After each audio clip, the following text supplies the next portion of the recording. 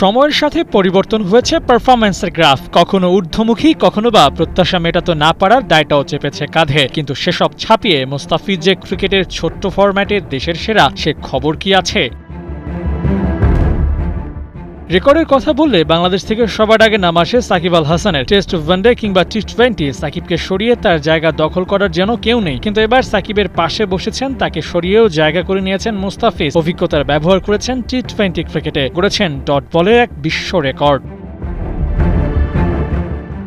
1000 dot ball করেছেন আন্তর্জাতিক টি-20 ক্রিকেটে। হাতে গোনা কয়েকজন ক্রিকেটারের আছে এমন কীর্তি। এছাড়াও কাটার মাস্টারের দখলে আছে আরও 2 রেকর্ড। 3 ফরম্যাট মিলিয়ে বাংলাদেশ দলের জয়ী ম্যাচগুলোতে 208 উইকেট নিয়েছেন মোস্তাফিজ, যা বাংলাদেশের পেসারদের মধ্যে সর্বোচ্চ। বোলার হিসেবে দ্বিতীয় সর্বোচ্চ। টি-20তে বাংলাদেশের জয় ম্যাচে তার চেয়ে বেশি উইকেট নিতে পারেননি স্বয়ং সাকিব আল হাসানও। 90 উইকেট নিয়ে সবার সেরা কাটার মাস্টার। তবে 3 ফরম্যাটের হিসেবে ফিজের উইকেট আরও বাড়তে পারত যদি কিনা তিনি লাল বলেও খেলতেন।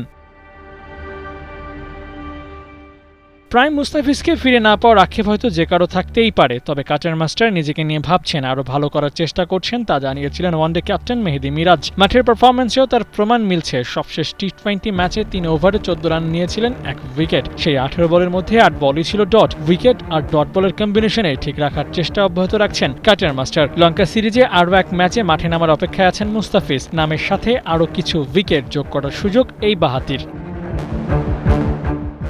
পরিসংখ্যান বিবেচনায় বাংলাদেশের সেরা টি-20 বোলার হওয়ার সুযোগ তো আছেই। আন্তর্জাতিক টি-20 ক্রিকেটেই সবাইকে ছাপিয়ে যাওয়ার সুযোগ আছে মুস্তাফিজের সামনে। সুযোগের সদ্ব্যবহার কি করতে পারবেন কাটার মাস্টার? আবু নাঈম, ৭১।